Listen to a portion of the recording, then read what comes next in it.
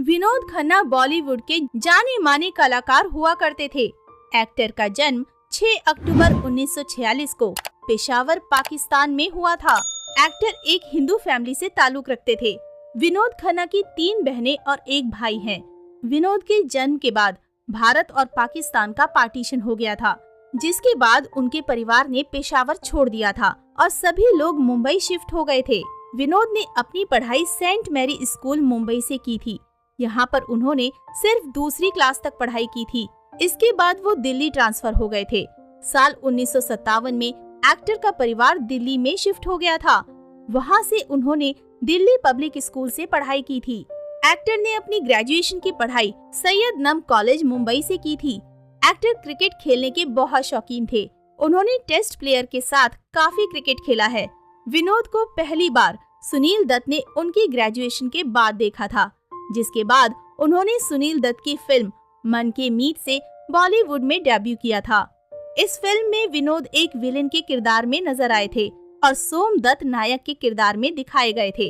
ये film south की कुमारी pen की रीमेक थी। अपने करियर के शुरुआती दिनों में विनोद ने कई सपोर्टिंग और विलेन के किरदार अदा किए। उन्होंने पूरब और पश्चिम, सच्चा झूठा, आन मिलो सजना, मस्तान, मेरा गांव मेरा देश, मेरे अपने और ऐलान जैसी फिल्मों में उन्होंने सपोर्टिंग और विलेन के किरदार निभाए हैं। विनोद को पहली बार फिल्म हम तुम और वो में लीड किरदार निभाने का मौका मिला था और फिर गुलजार की फिल्म मेरे अपने में भी एक्टर को मुख्य किरदार मिला था। इन दोनों फिल्मों में एक्टर के अपोजिट भारती विष्णुवर्धन नजर आई थी। इसके बाद विनोद खन्ना ने कई बेहतरीन फिल्मों में लीड किरदार अदा किए, जिसमें अचानक, इम्तिहान, रोटी कपड़ा और मकान, मजबूर, अमर अकबर एंथनी जैसी फिल्में हैं और उन्होंने इन फिल्मों में अच्छी सफलता हासिल की है। सफलता के शिखर पर पहुंचकर साल 1982 में एक्टर ने फिल्म इंडस्ट्री से दूरी बना ली थी। उस दौरान वो आध्यात्मिक गुरु रजनीश की शरण में चले गए थे। उस आश्रम में एक्टर बर्तन धोने और माली का काम किया करते थे। उसके बाद उन्होंने साल 1987 में फिल्म इंसाफ से इंडस्ट्री में वापसी की थी। आपको बता दें कि एक्टर राजेश खन्ना के बहुत बड़े फैन थे।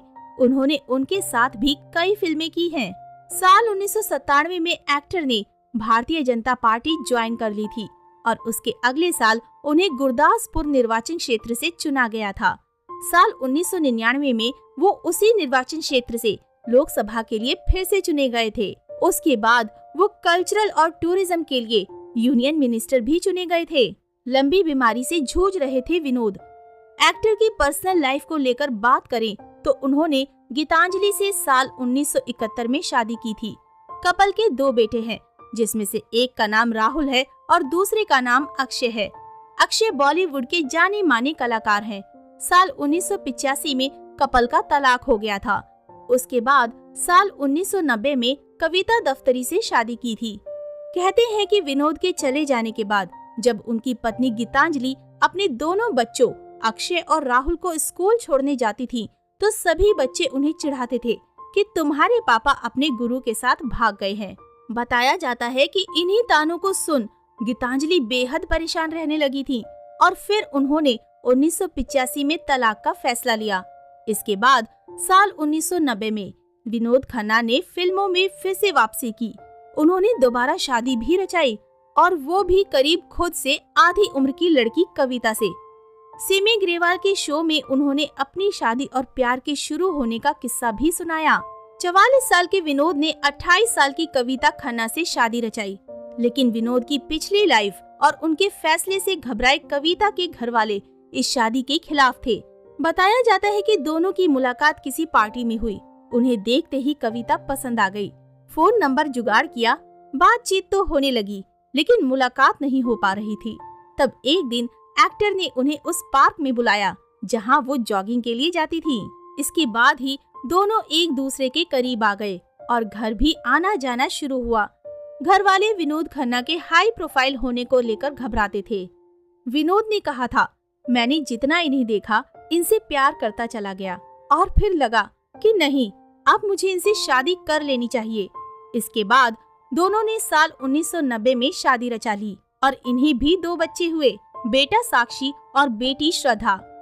विनोद खन्ना साल 2017 के अप्रैल में काफी ज्यादा बीमार हो गए थे, जिसके चलते उन्हें अस्पताल में भर्ती कराना पड़ा था। एक्टर काफी वक्त तक अस्पताल में भर्ती रहे थे और 27 अप्रैल को उन्होंने दुनिया को अलविदा कह दिया था।